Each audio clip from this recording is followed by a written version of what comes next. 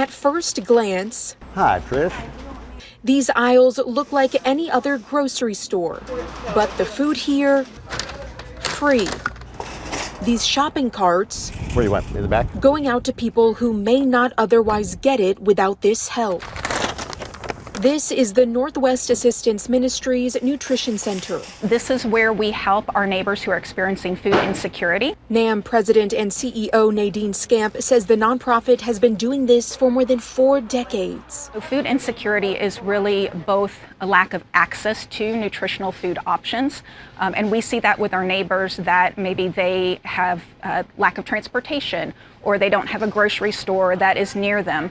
But then it's also an economic issue. And so fundamentally, it is our neighbors that don't have the means to be able to pay for food, and so they go hungry. Scamp says they typically serve about 70 families a day, but she says that number over the last few weeks is closer to the triple digits, jumping to now 90 families a day.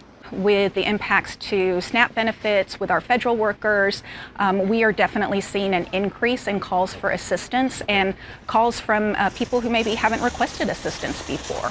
The Nutrition Center calls Northwest Harris County home. They serve the Spring-Klein area all the way over to the George Bush Airport and down through the Greenspoint neighborhoods, areas where the need for food assistance runs deep. We do have a number of areas that are food deserts, where we have concentrations of lower economic status.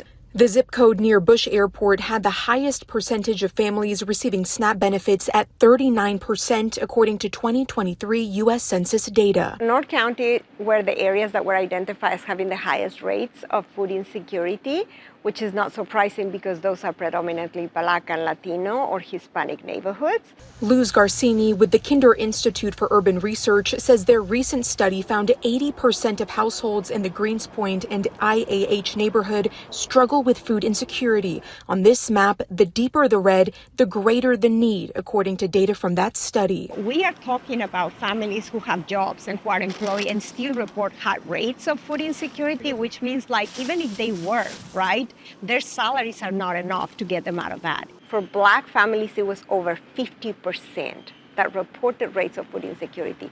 For Latino families, it was closer to that as well.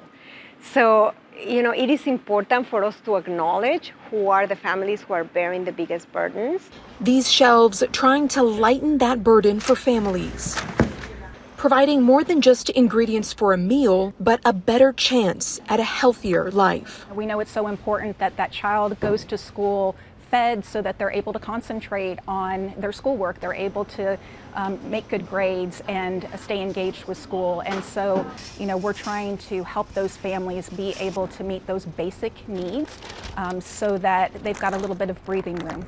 Glad we can be here to help. Sarah Alshaik, ABC 13 Eyewitness News.